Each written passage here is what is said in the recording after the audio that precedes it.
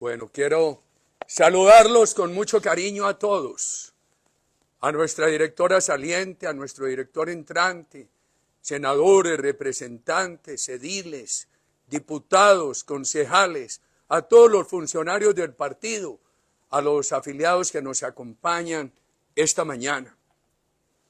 Queridos compañeros, antes de hacer unas reflexiones, quiero contarles esta experiencia. Al país vienen muchos grupos de universidades extranjeras y esta mañana me correspondió una reunión presencial con un grupo de una maestría de la Universidad de Columbia en Nueva York. Fue bien importante, una gran discusión. Los lidera Juan Sebastián Lozada, nuestro joven compatriota del Huila que está en la universidad.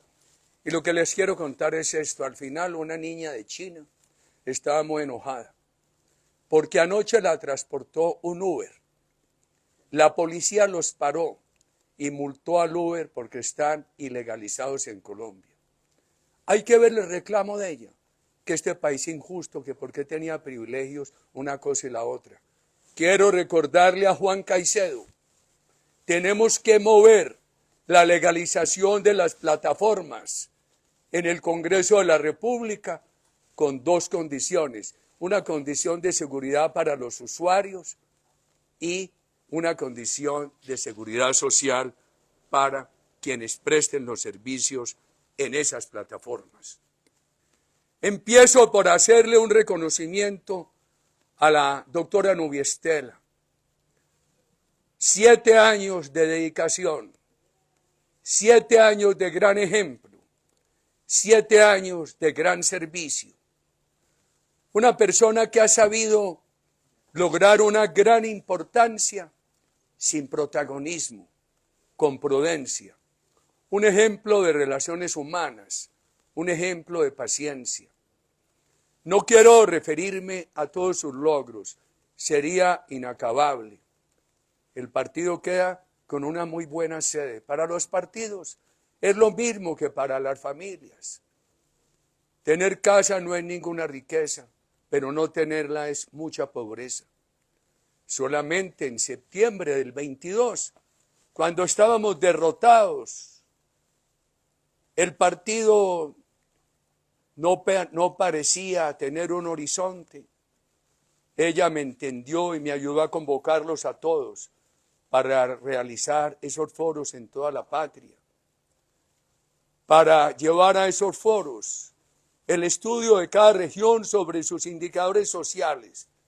El momento anímico era muy difícil, la derrota, el final del gobierno de nuestro compañero el presidente Duque, la afectación de mi reputación, el triunfo del presidente Petro, la reducción en el número de congresistas del partido. Nos lanzamos a la calle a explicar por qué son inconvenientes las reformas del presidente Petro. La directora fue creando las condiciones, la logística de todos esos escenarios, de las firmas, etc. Dio mucho gusto ir a 12 localidades de Bogotá, recorrer casi toda la patria, inclusive ir a Arauca. Esa tierra, ahora que terminé de leer el libro de María Arana sobre Bolívar y estoy avanzando en el libro que se llama Autobiografía del General Páez. Ahí sí que valoro la importancia araucana en la historia de la patria. Cómo se trabajó. Las 12 localidades de Bogotá, volver a Cali, Cristian, con una comunidad tan querida como la comunidad Agua Blanca, con la que había yo perdido la posibilidad de dialogar. Y cómo ayudó la señora directora en todo eso. 12 localidades de Bogotá. Directora, muchas gracias. Usted es un miembro muy importante de este partido.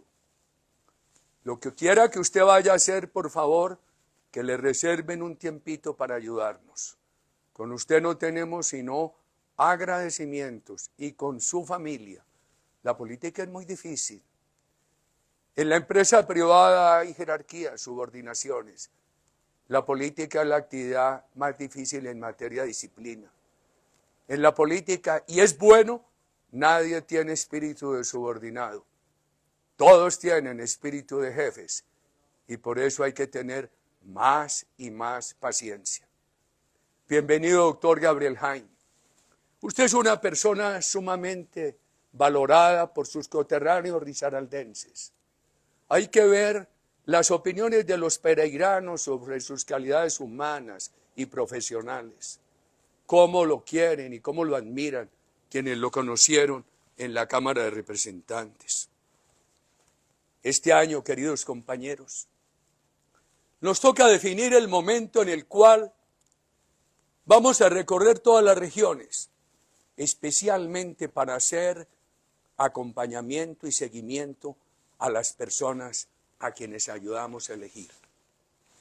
Lo que ellos hagan o dejen de hacer va a ser fundamental para el resultado electoral del año 26. Recuerden aquello que dijimos nosotros, cómo en tantas ciudades elaboramos 10, 12 puntos programáticos. El compromiso de alcaldes y gobernadores con la seguridad. El compromiso de alcaldes y gobernadores con la austeridad, con la lucha contra el hambre, con la promoción del emprendimiento de los jóvenes en un país que tiene un alto porcentaje de ninis y de desempleo juvenil. El cambio de la educación. Los muchachos hoy pidiendo educación de ciclos cortos que les permitan empezar a trabajar cuando terminen los primeros ciclos. Eso no puede quedar en el olvido. Eso se habló en casi toda la patria y eso concitó entusiasmo en un partido, en una militancia que estábamos bastante anonadados. Hay que hacerle seguimiento a todo esto, ayudar. Nosotros colaboramos en la paz. Ahí están nuestros compañeros José Félix Laforí y Fabio Valencia. Por supuesto, es difícil. Mientras el país tenga este nivel de narcotráfico, nunca habrá paz. Yo nunca entendí por qué en La Habana, cuando Colombia había bajado a 42, 48 mil hectáreas de droga en el gobierno Santos, no estoy hablando del mío, y estábamos próximos a tener un país sin droga, se aceptó la imposición de la FARC de extenderle a la droga y al secuestro la calidad de crímenes políticos, sin cárcel, sin extradición con elegibilidad política, de prohibir la fumigación y de sujetar cualquier forma de erradicación al consenso, al consentimiento de comunidades, muchas oprimidas por FARC. Puede que se acabe el narcotráfico. Puede haber dos caminos. Un camino que uno ve en regiones colombianas. Llegan personas cultivadoras de un médico y le dicen, no tengo con qué pagarle la consulta porque no he vendido coca. Nos están desplazando con las sustancias sintéticas. Pero puede haber otra forma. Puede ser que el país reclame en algún momento un gobierno firme que lo reunifique. Estamos viendo la patria partida en republiquetas. En muchas regiones de la patria, y esto viene muy desde el año 2013, hoy no dirige ni hay eficacia del Estado de Derecho. El poder eficaz lo tienen los estados criminales alternativos del narcoterrorismo. Esto se me parece a la Francia de Pétain, invadida por Alemania, pero con un gobierno, entre comillas, francés subalterno, en Burdeos, dirigido por Pétain. El poder formal lo tenía Francia, el poder eficaz lo tenía la invasión alemana. La invasión narcoterrorista tiene el poder eficaz en muchas regiones. Cualquiera de los caminos para acabar con el narcotráfico nos va a dejar un problema muy grande, apreciados compañeros. 200, 300, 400.000 personas teniendo ese criminal negocio como su fuente de vida. Mientras más nos demoremos para enfrentar esto, vamos a tener más compatriotas viviendo de ese miserable negocio.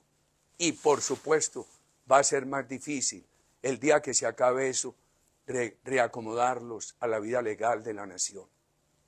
¡Qué dificultades! ¡Qué dificultades!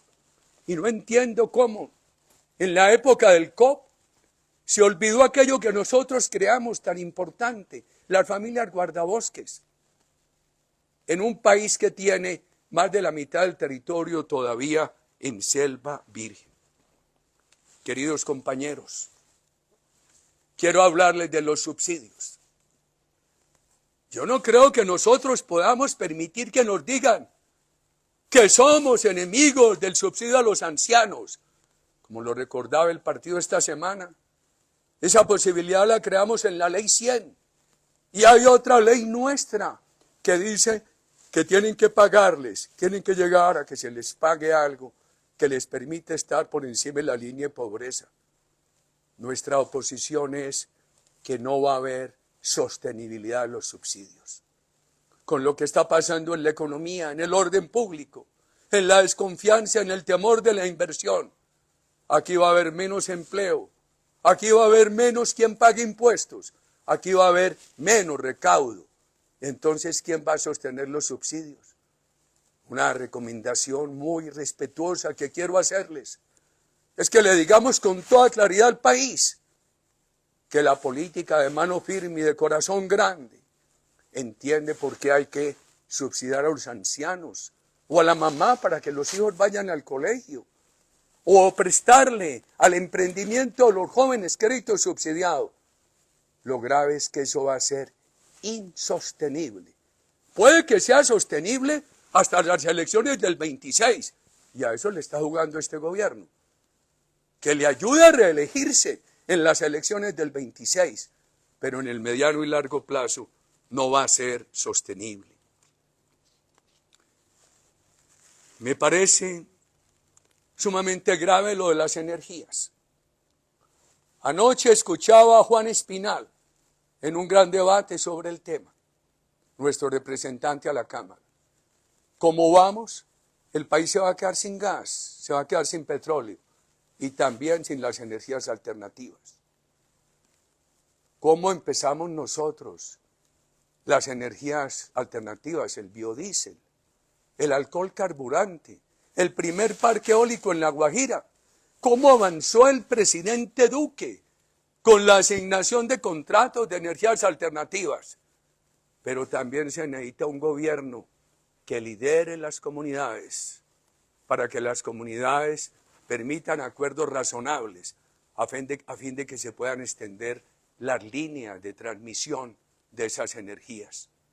Sin eso se va muriendo el interés de esas inversiones y algunos ya han desertado. Yo recuerdo que cuando le cedimos a Venezuela la oportunidad de comprar gas de Colombia, donde hay muy poquito y ellos tienen mucho, porque no lo tenían en el Golfo de Maracaibo, el compromiso fue que nos empezarían a devolver gas a través de un gasoducto en el año 2012. No lo hicieron, no tienen la infraestructura. Seguramente como vamos, no va a ser solamente por unos años, sino eternamente, porque si nosotros estuviéramos con una activa exploración, la escasez podría ser temporal, pero sin exploración la escasez puede ser permanente. Seguramente va a ser muy difícil que Venezuela coloque esa infraestructura que se necesita para que nos venda gas. Entonces tendrá el país que comprar gas licuado, traerlo a los puertos y volverlo a gasificar con un sobrecosto enorme para los usuarios. La reforma tributaria ya se sienten sus daños. Digámosle esto a los colombianos. Cuando uno ve la comparación tributaria de Colombia en la OCDE, Tenemos un impuesto a las empresas muy alto y ya muy alto a las personas naturales y lo quieren crecer más. Y ya eso, sumado a otras realidades, ha venido afectando la inversión.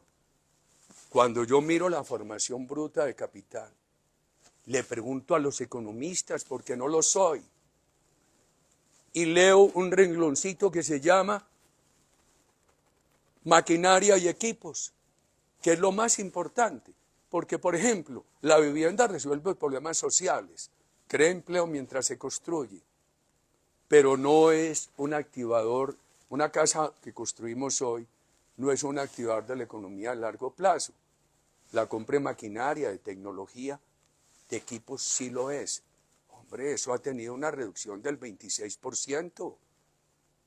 ¿Cuándo va a salir el país con esa caída de la confianza de inversión? Por favor. Y veamos el tema de la salud. El gobierno ha jugado la estrategia de descrédito. Con razón, de hace un año para acá, ha caído algo la aprobación de los colombianos a las EPS. Claro, el gobierno las ha desacreditado, les ha negado recursos. Ha habido gran escasez de medicamentos. Muchas EPS en esa situación han incumplido.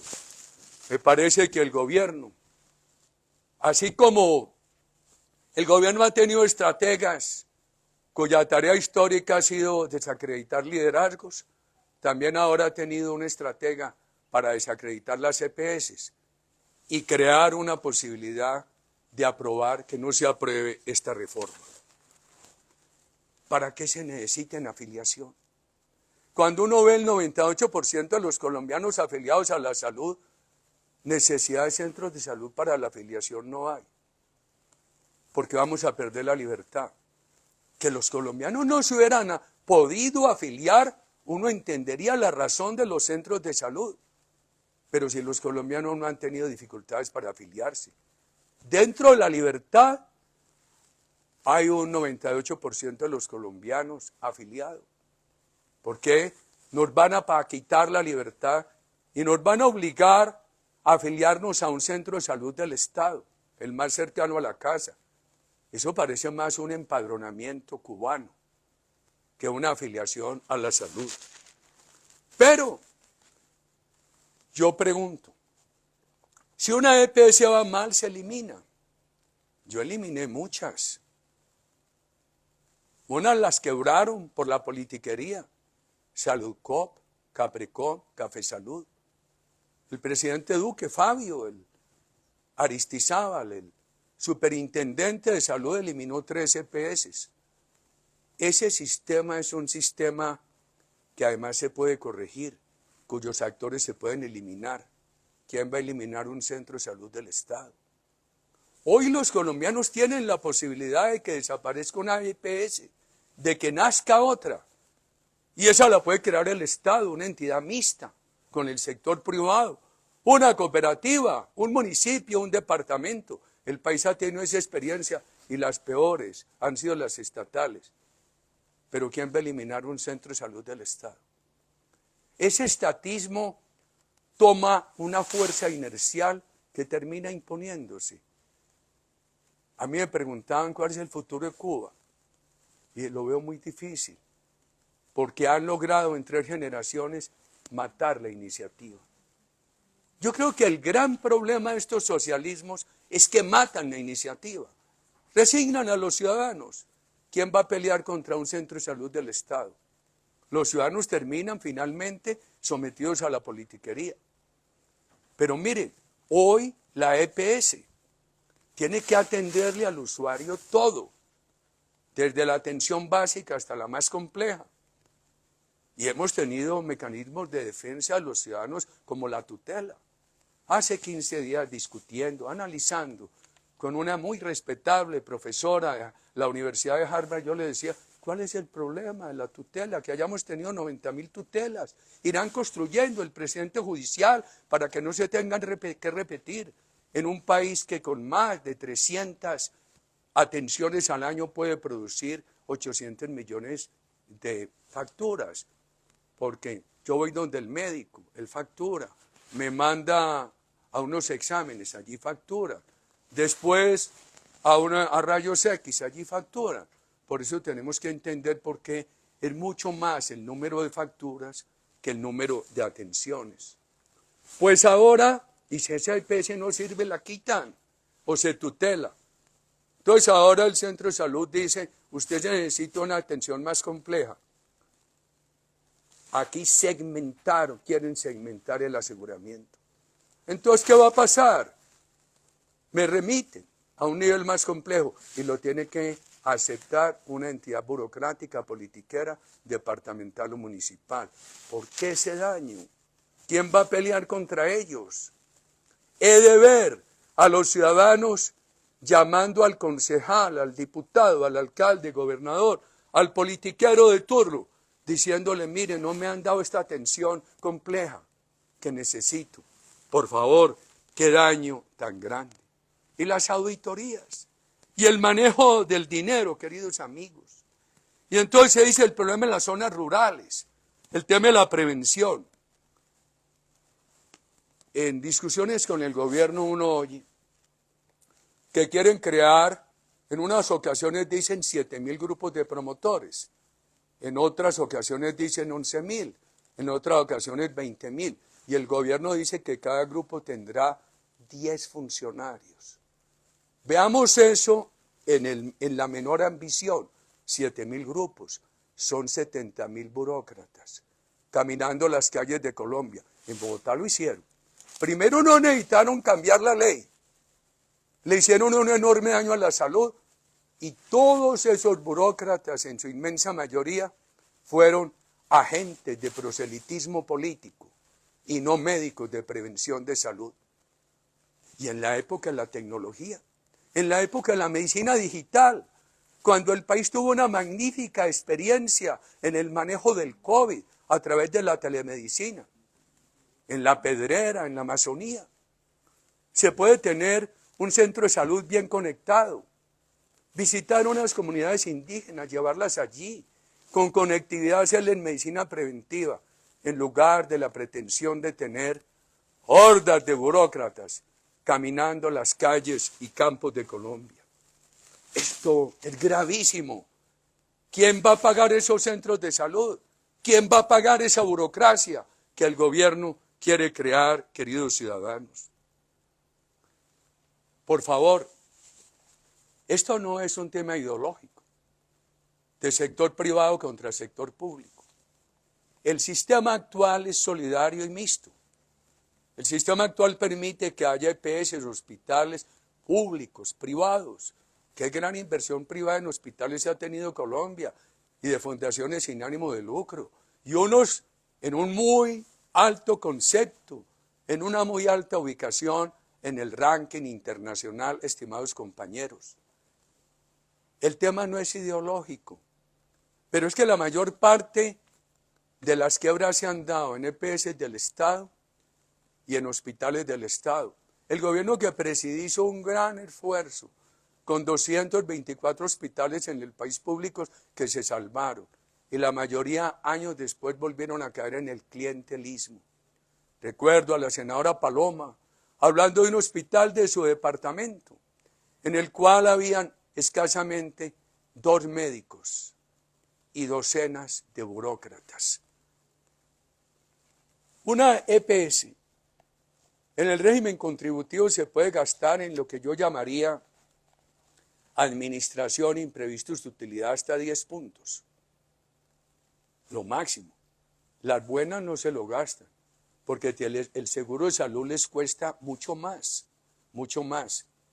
Pero que se gastaran los 10 puntos es mucho menos que lo que se gasta una entidad del Estado.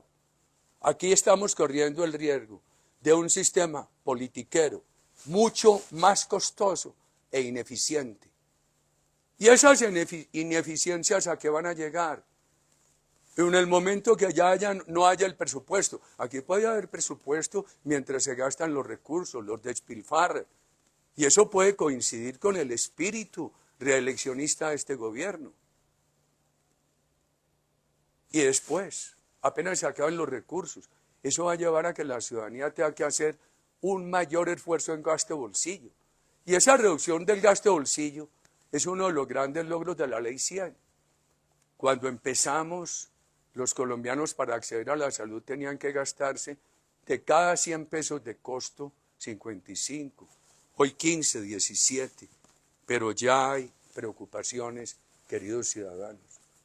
¿Por qué nos van a llevar a este sistema público tan ineficiente?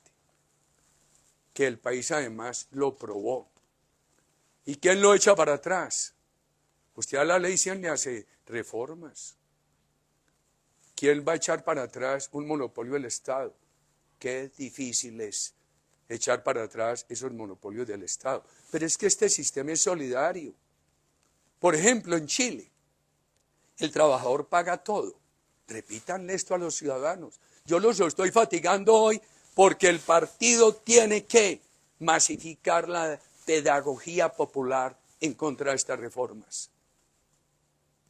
Por favor, aquí la mayor parte la paga el empleador o el trabajador. En Chile le dan al trabajador lo que pueda comprar, lo están bregando a corregir. Aquí hay el mismo nivel de servicio para el que más pague o para el que menos pague. Alguna vez le dije yo a los marxistas, es que este sistema es el verdadero comunismo.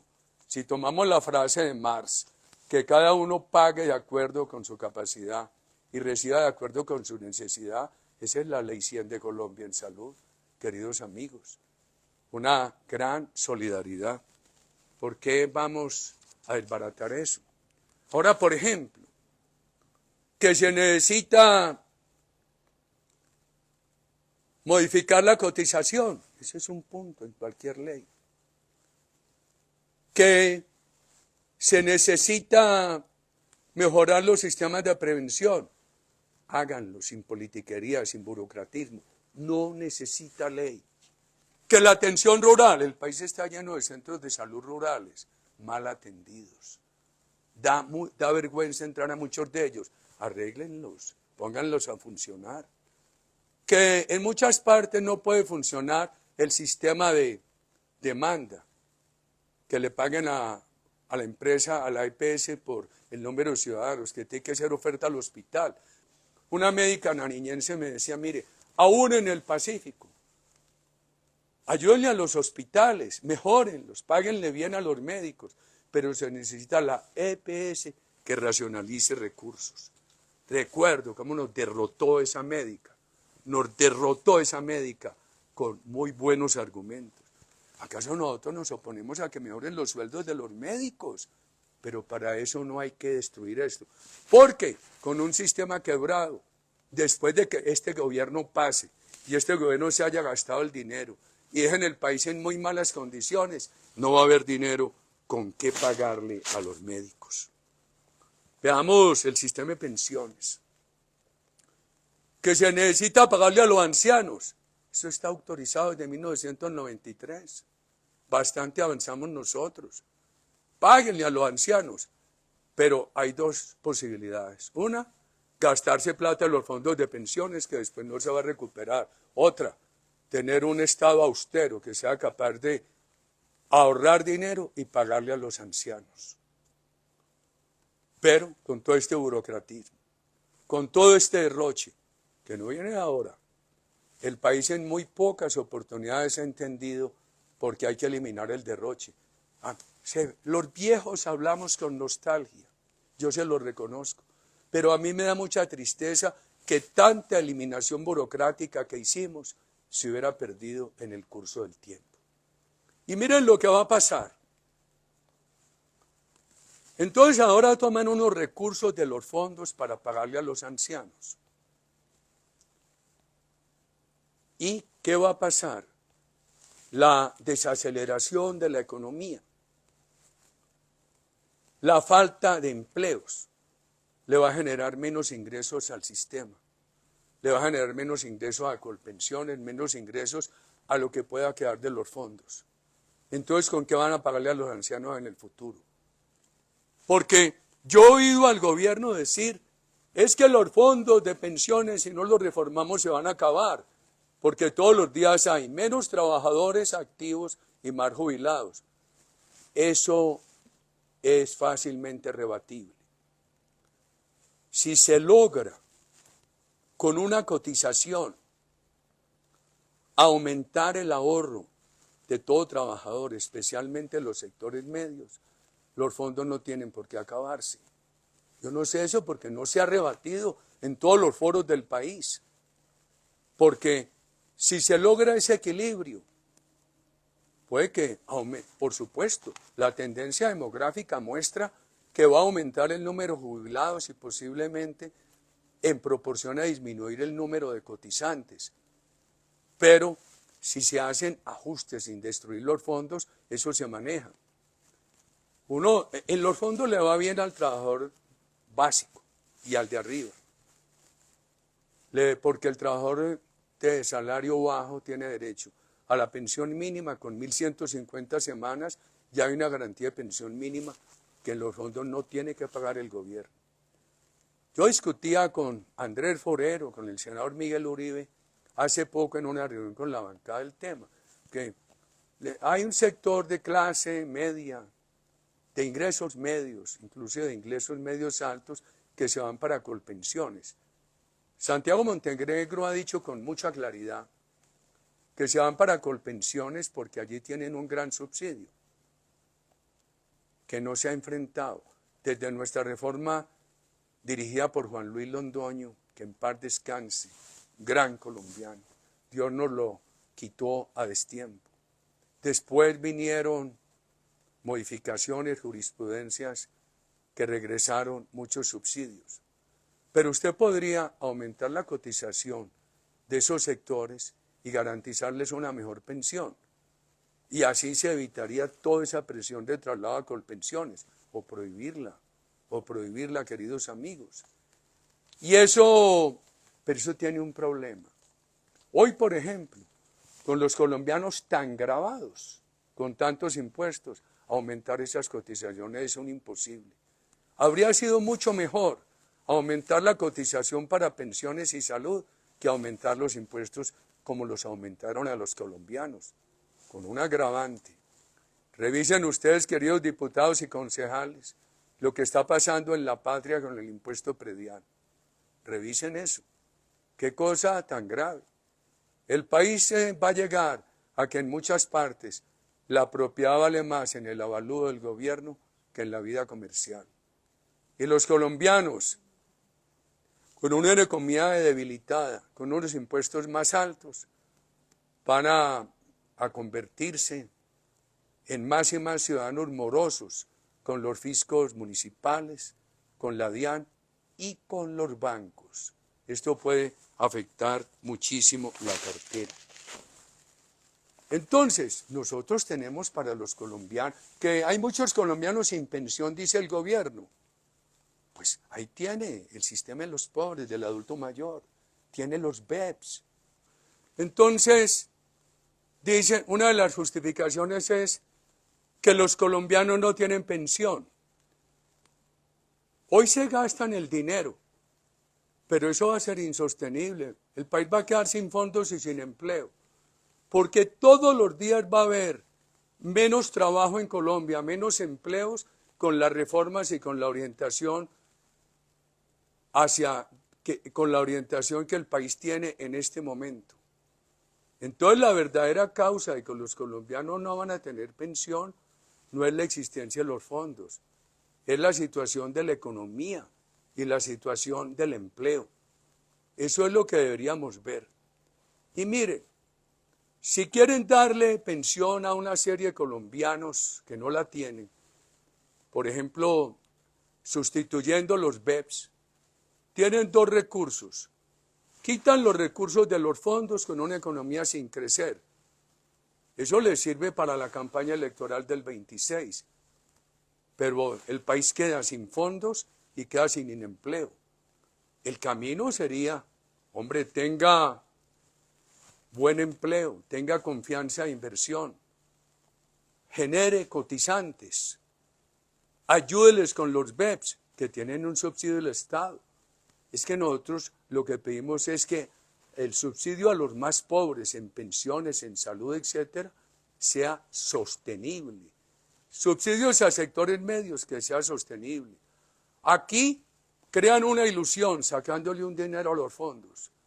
Mientras se gastan ese dinero, van a gozar mucho unos años. Después, con menos inversión, con menos empleo, los fondos tendrán menos cotizantes. Habrá menos colombianos pagando impuestos, o sea que habrá menos dinero para sacarle a las pensiones y habrá menos dinero en el presupuesto público para subsidiar a los que necesiten. La reforma laboral crea miedo al empleo, pero quiero decir esto, nosotros siempre proponemos alternativas. Por ejemplo, eso de los presupuestos máximos en salud, ¿qué hemos dicho nosotros? ¿Por qué son los presupuestos máximos? Porque en la pandemia y en la pospandemia apareció una serie de tecnologías, unos insumos de salud, todo más costoso. Esa figura de los presupuestos máximos es una figura que genera controversia. El gobierno, por un decreto, por una resolución, puede crear un cuerpo independiente que fije el valor de los presupuestos máximos o que diga cuál debe ser el aumento de la UPS año tras año, para que eso no se convierta en un tira y afloje entre el gobierno y los actores de la salud. Pero esta reforma laboral crea miedo al empleo, ya se ve. Esta semana supe que en una ciudad, un almacén de cadena eliminó 2.000 personas, 2.000 familias sin ese ingreso. Antes de aprobarse esta reforma está creando un gran pánico al empleo. Uno le pregunta a los argentinos, bueno, ¿ustedes por qué no han creado empleo? Dice, porque cada empleo se nos convierte en un pleito. ¿A nos quiere llevar la reforma laboral? ¿Quién va a sacar un trabajador si todo se va a convertir en un pleito? Este país tiene recargos. Inclusive, en un acuerdo en el Congreso, siendo yo senador, se dijo que empezaran a cobrarse no a las 10 de la noche, sino a las 9. Ahí se hizo un ajuste. Este país paga, aquí hay que, cuando se trabaja el domingo hay que pagar un recargo del 75%, pero también hay que dar un compensatorio en materia de descanso dominical. Aquí ha habido unos aumentos salariales importantes y nosotros no nos hemos opuesto. El problema no es el salario para nosotros, el problema es el miedo a la creación de empleo. Y este partido tiene que defender su corazón grande. Nosotros sacamos la ley de reducción de la jornada de trabajo. Este año se reducen otras 2 horas y finalmente va a quedar no en 48, sino en 42 horas. Y nosotros hemos dicho, una de las razones para oponernos a esta reforma laboral es que crea pánico en el empresario y quiere estimular rabias en el trabajador.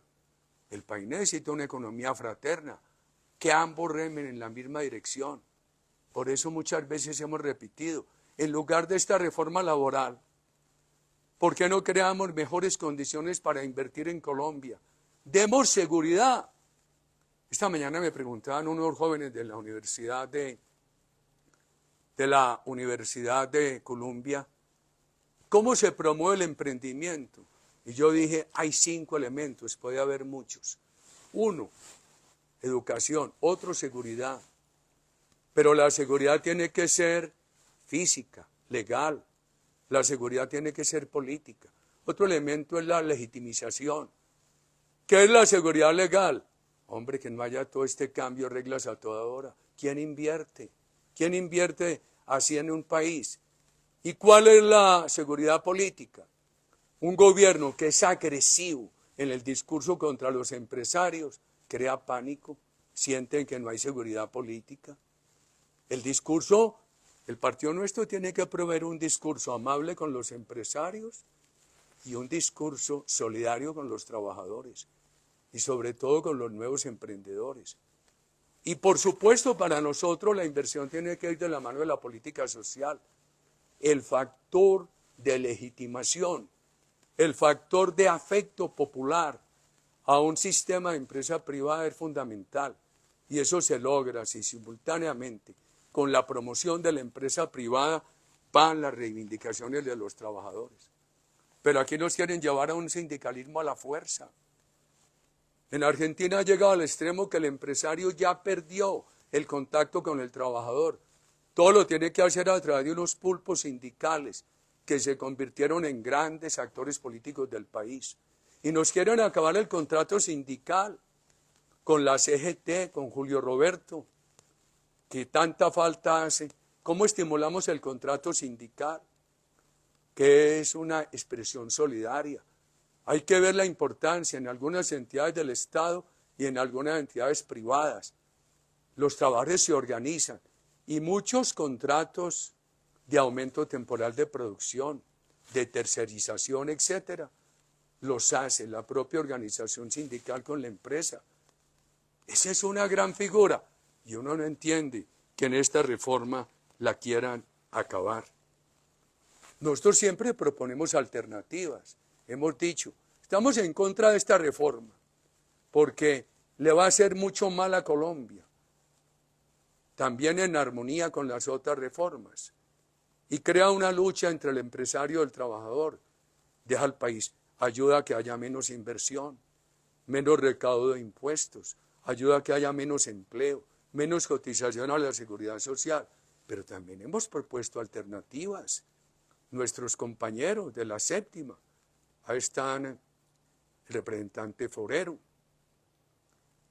está Honorio, está nuestro representante Corso, está el senador Alirio.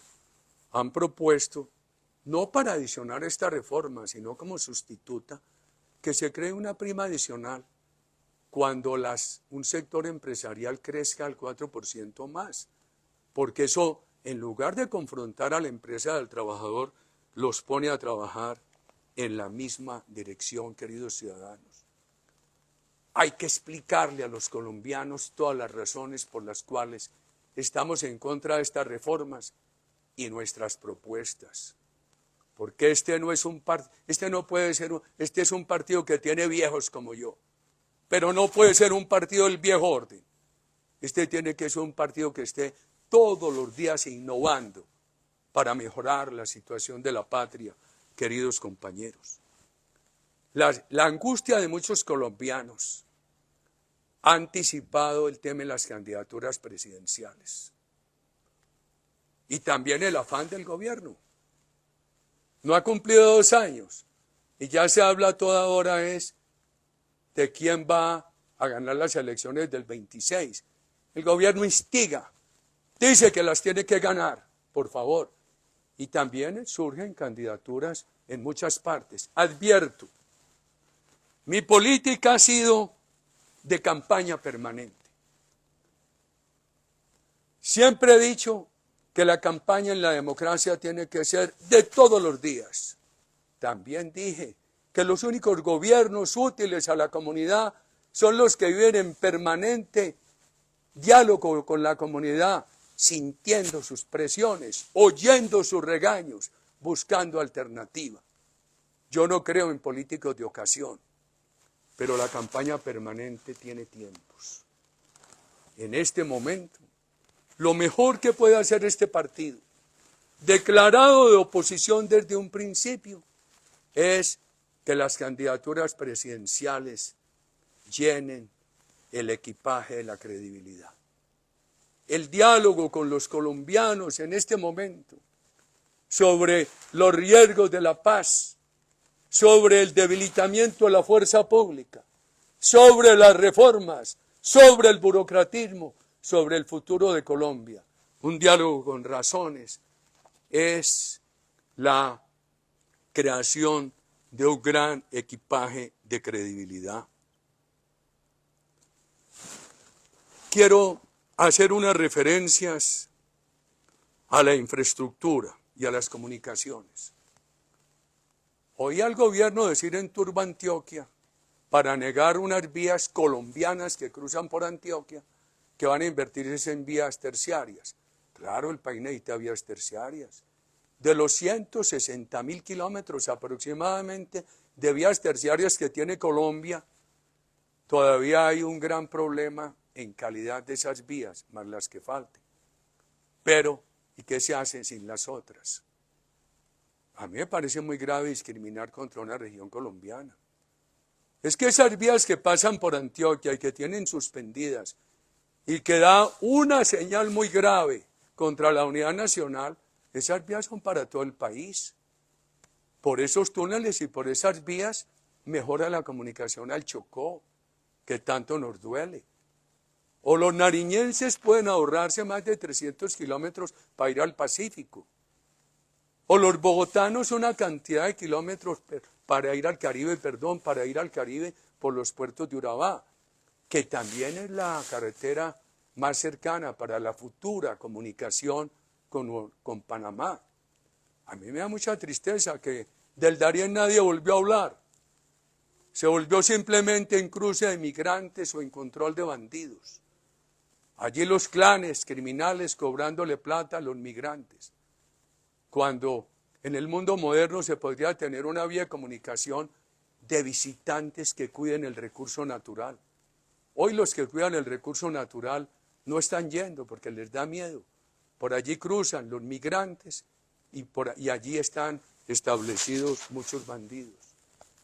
Pero bien, ahí está todo el país. ¿A dónde está entonces? Entonces, no van a ser sino vías terciarias. Ayer que lo proponían en Urabá, y entonces si no mejoran la carretera principal, ¿por dónde van a sacar el plátano esos campesinos dueños de 50.000 hectáreas de plátano? Entonces no van a hacer la vía principal Popayán-Pasto, o la vía principal de Nariño al Putumayo, la variante San Francisco-Mocoa. Yo admiro mucho a Bogotá. 12 millones de colombianos viviendo en la sabana cundiboyacense, sin vías de comunicación y con ese vigor económico. Eso es un prodigio. En la última campaña tomé un vehículo en Honda. Terminamos esa noche en Facatativá. Y yo decía, pero hace tantos años salimos del gobierno y no se ha resuelto todavía el paso de Guado a Villeta. Hay que ver subiendo esa noche de Villeta a Facatativá. Por favor, o la otra salida de Bogotá y de Boyacá, que tendría que ser por Cimitarra. Esa carretera sigue casi igual de mala a como la dejamos, porque nosotros apenas pudimos avanzar poco. El país necesita vías terciarias y necesita todas estas grandes vías. ¿Y cómo vamos? Lo que están haciendo es creando rabias regionales. Eso no puede ser. Al país hay que tratarlo con cariño, a todas las regiones. Entonces, además, transmiten mala información. Unas obras que en mi región se han hecho, con peajes y con valorización, sin un peso del gobierno nacional, las presentan como una orientación equivocada de recursos nacionales. Y todo esto que está ocurriendo, toda esta rabia puede llevar, toda esta discriminación, a acabar con las empresas nacionales de ingeniería. Y el día que llegue un gobierno a recuperar la dinámica de infraestructura, vamos a tener desaparecidas las empresas regionales de ingeniería. Un país que necesita tanta infraestructura. El aeropuerto El Dorado es bellísimo el edificio, pero las pistas insuficientes. No se ha hecho el aeropuerto del Caribe colombiano. Y con desconfianza, ¿quién lo va a hacer? Cuando lo debería hacer el sector privado. O la segunda pista del José María Córdoba de Medellín. Y así sucesivamente. Yo me aterro de pensar que todavía no está en debida forma la doble calzada de Cali, de Buga a Buenaventura. Por favor. El país lo que necesita es infraestructura, no discriminación a regiones, queridos compañeros. Manejemos la comunicación. Daniel Briceño me enseñó algo muy importante. Fue el conversatorio en YouTube en la campaña. Creo que el partido tiene que implementar esto que nos ha enseñado Daniel Briceño.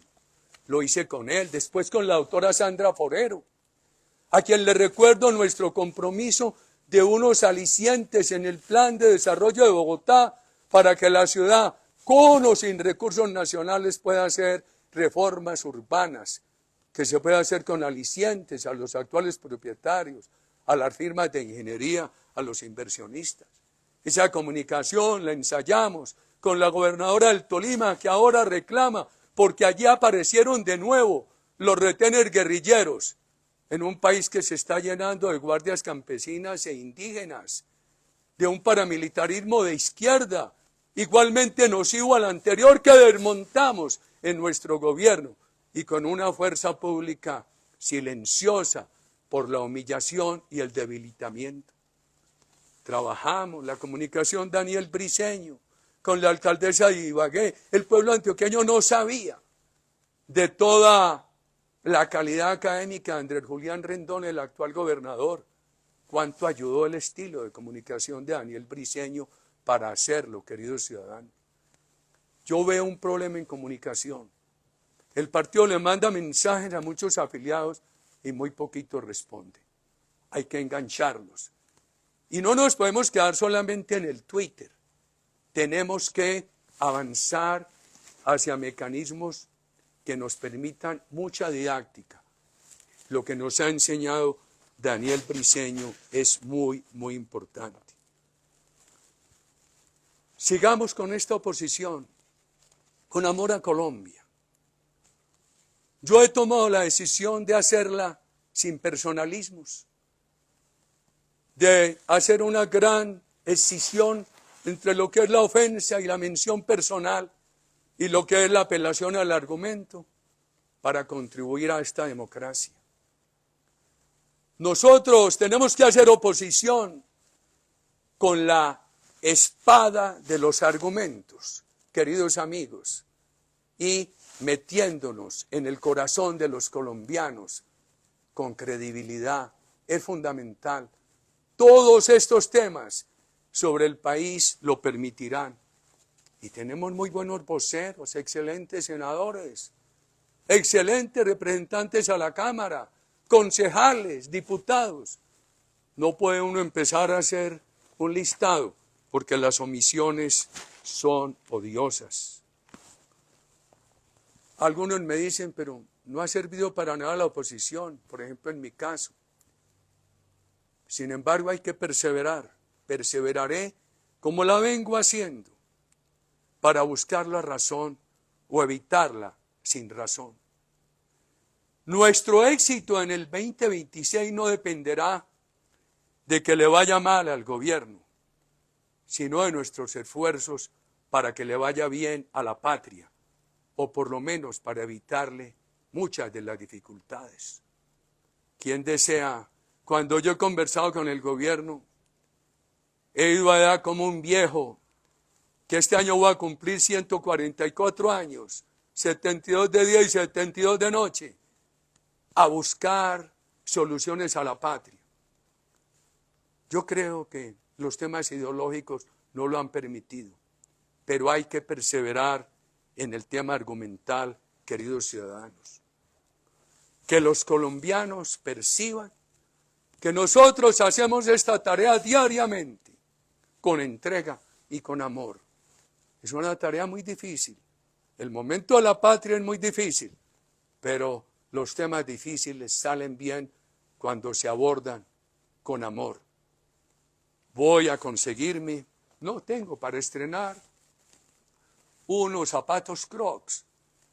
A ver si podemos hacer un recorrido con ustedes este año por la patria, si los temas judiciales me lo permiten, para que sigamos hablando de todos estos temas, para incorporar a nuestro diálogo más y más ciudadanos, que ojalá puedan evitar las reformas y explicarle al país nuestras alternativas.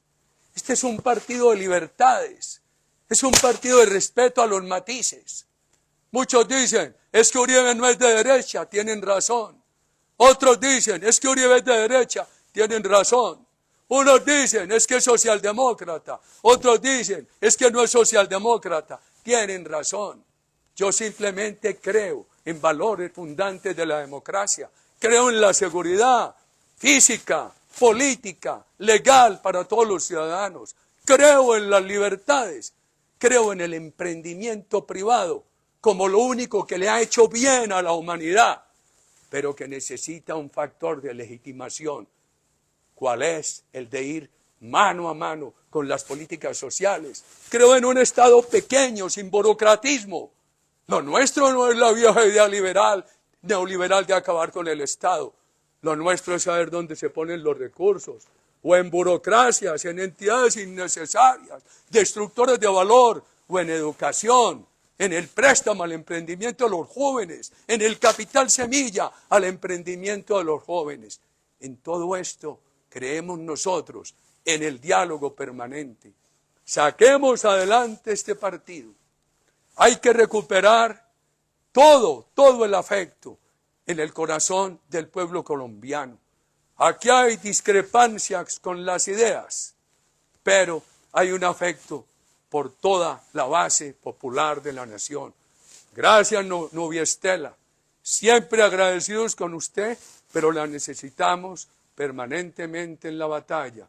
Doctor Gabriel Jaime, muchos éxitos. Usted los tendrá. Quienes lo han conocido lo valoran con toda justicia. Muchos lo aprecian. Gracias a todos.